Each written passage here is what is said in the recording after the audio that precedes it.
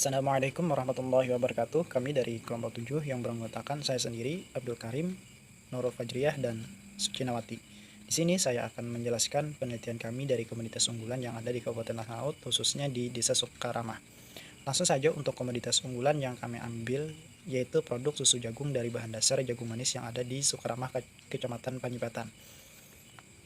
Komoditas unggulan di daerah khususnya di Sukaramah, Kecamatan Panyipatan adalah jagung manis. Jagung adalah bahan makanan pokok selain beras yang juga mempunyai kedudukan penting setelah beras untuk warga Indonesia. Jagung memiliki banyak kandungan gizi yang juga penting untuk tubuh seperti karbohidrat serta lemak. Karbohidrat pada jagung ini terdiri dari gula, pati, serat kasar, serta pentosan. Untuk pati ini terdiri dari kandungan amilosa serta amilopektin. Dan untuk gula yaitu berupa sukrosa asam lemak yang menyusun ini terdiri dari asam lemak jenuh yang merupakan palmitat stearat dan asam lemak tidak jenuh yang berupa linoleat serta oleat. Protein pada jagung ini memiliki komposisi asam amino yang baik.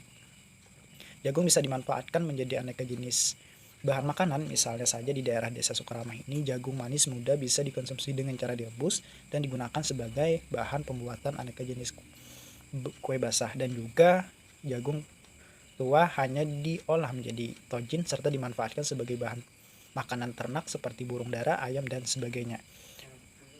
Membuat aneka jenis seragam olahan baru dari jagung ini perlu dilakukan guna meningkatkan nilai tambah serta pendapatan untuk para petani, khususnya para petani di Desa Sukaramah, sehingga saat ini jagung tidak hanya bisa diolah menjadi kue basah, juga rebus, serta tojen saja, namun juga bisa diolah menjadi produk yang memiliki peluang bisnis yang cukup besar.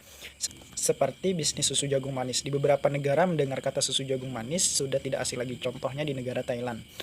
Oleh karenanya, muncul sebuah peluang bisnis di negara Indonesia ini, khususnya di Desa Sukaramah, untuk memulai membangun bisnis susu jagung manis, sehingga produk ini agar dapat dikenal oleh warga Indonesia.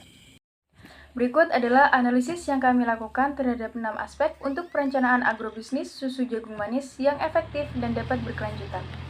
Yang pertama, aspek produksi.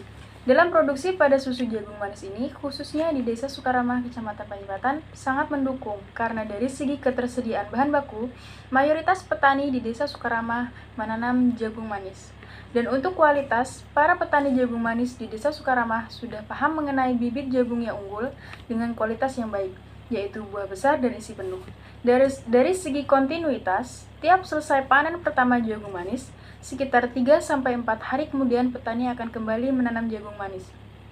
Sehingga untuk ketersediaan bahan baku secara terus-menerus tidak menjadi halangan yang cukup besar untuk membuka usaha susu jagung manis ini.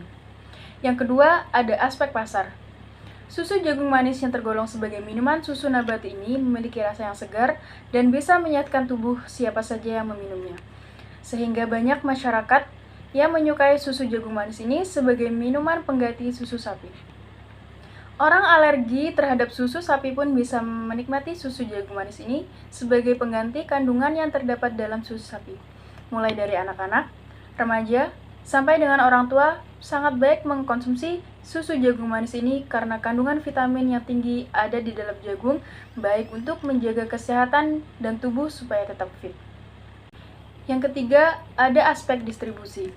Pemasaran pada susu jagung manis ini cukup sederhana dengan mengemasnya menggunakan kemasan gelas ataupun kaleng yang menarik, maka akan membuat siapa saja ingin menikmati susu jagung manis ini.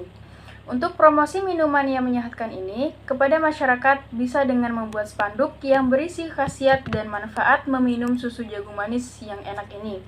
Tentunya akan banyak orang yang tertarik karena mengetahui manfaat yang terkandung di dalamnya. Bisa juga dengan memanfaatkan teknologi sebagai media promosi saat ini, yaitu marketplace online seperti Shopee, Tokopedia, Lazada, dan lain-lain. Yang keempat, ada aspek teknologi. Dalam proses pengolahan susu jagung manis ini, perlu menggunakan teknologi mesin yang canggih agar bisa menghasilkan susu jagung manis yang berkualitas. Jika ingin membuka bisnis ini dengan skala yang cukup besar, maka perlu menggunakan mesin pasteurisasi. Fungsi dari pasteurisasi ini ialah mensterilkan produk dari serangan bakteri penyebab penyakit dengan suhu yang digunakan tidak terlalu tinggi, sehingga tidak akan merusak produk tersebut. Cara kerja dari mesin pasteurisasi ini ialah mengaduk bahan dengan cara yang merata dan disertai dengan proses pemanasan yang dikontrol suhunya. Kelebihan yang ada dari mesin pasteurisasi ini adalah bahan dari mesin yang terbuat dari full bahan stainless steel dengan termostat sebagai pengontrol suhu yang berjalan dengan otomatis. Jadi, suhu dapat diatur dengan tepat sesuai dengan bahan yang diproses. Yang kelima ada aspek manajerial. Dalam aspek manajerial, bisnis susu jagung manis ini sangat memerlukan tenaga SDM, baik dari segi pengolahan, produk, dan dari segi promosi dan distribusi produk susu jagung manis. Pada pengolahan produk, diperlukan tenaga SDM untuk memisahkan jagung manis dari kulitnya. Dan pada proses pencucian jagung manis juga masih memerlukan tenaga SDM. Di bagian manajemen promosi, bisnis susu jagung manis ini pun memerlukan tenaga manusia. Dan jika dalam skala besar, distribusi dari produk susu jagung manis ini juga memerlukan tenaga SDM. Sehingga peluang bisnis susu jagung manis ini juga dapat membuka peluang lowongan pekerjaan bagi masyarakat sekitarnya. Yang terakhir, ada aspek sosial. Mengapa susu jagung kami anggap memiliki peluang yang cukup besar sebagai upaya peningkatan nilai tambah komoditas jagung?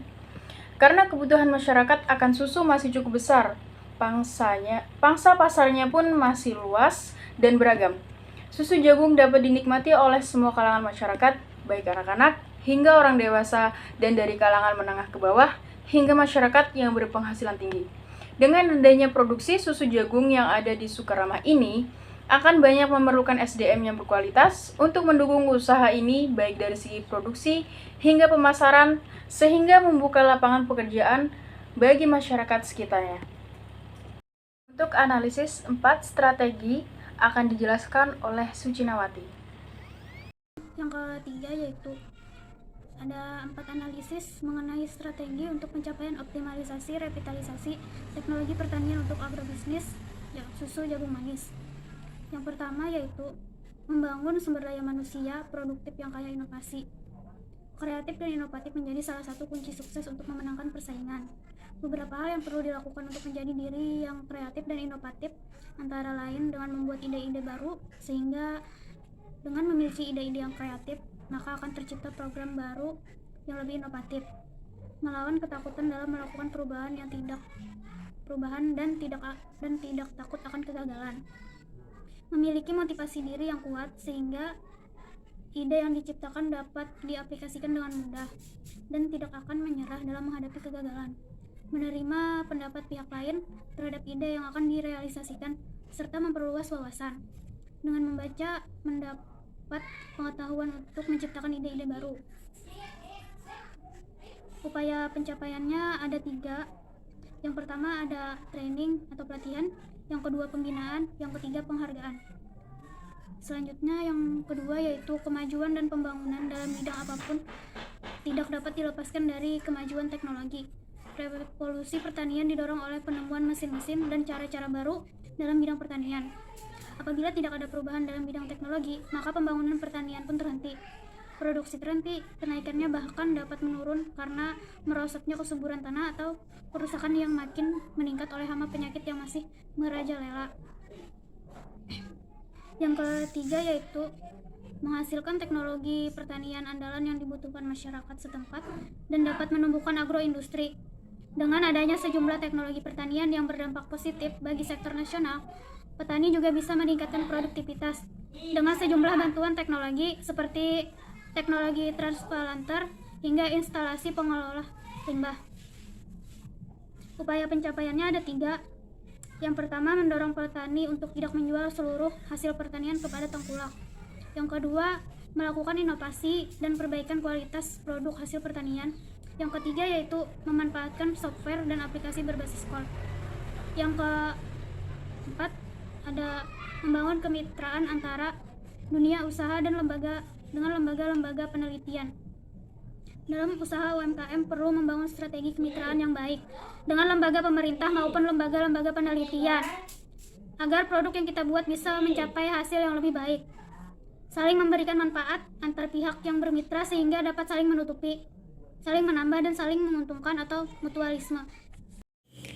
Itu tadi penjelasan kami dari komoditas unggulan yang ada di Kabupaten Tanah Laut, khususnya di Desa Sukaramah. Kesimpulan yang dapat diambil dari komoditas ini bisa sebagai peluang bisnis bagi masyarakat dan juga sebagai peluang kerja bagi masyarakat sekitar. Demikian yang dapat kami sampaikan mengenai komoditas unggulan tersebut. Jika ada kesalahan dalam menjelaskan, kami minta maaf yang sebesar-besarnya. Saya akhiri, wassalamualaikum warahmatullahi wabarakatuh.